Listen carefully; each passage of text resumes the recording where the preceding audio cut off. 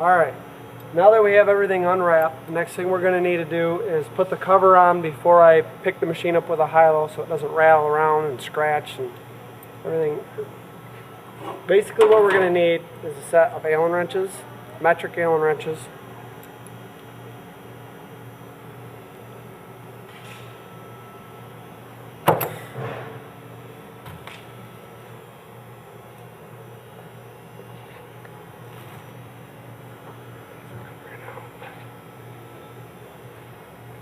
What's nice is they leave the screws right in there.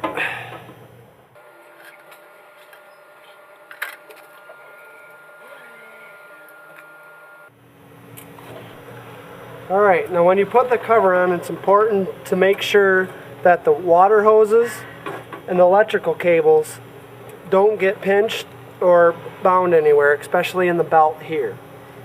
And the way you do that is just while you're doing it, pay careful attention to where all the cables and the water lines are going. As you can see, they're not bind, they're in the back. And then you just slide the Z-axis cover on. Just like that. Alright, it's important to put all the bolts in before you tighten them, so that way you can make sure you get them all in.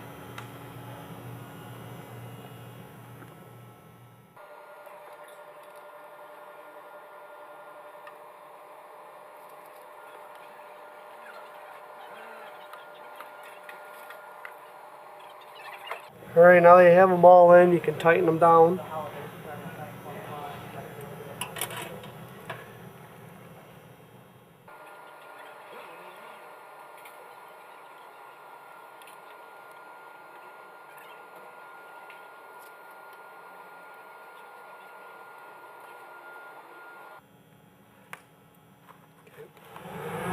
Alright, the next step is to raise the machine up off the main pallet that it was shipped on.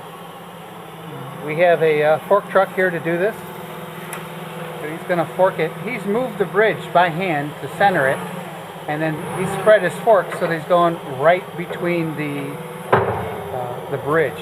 That way it's an even load. So we're just going to back it up off the skid.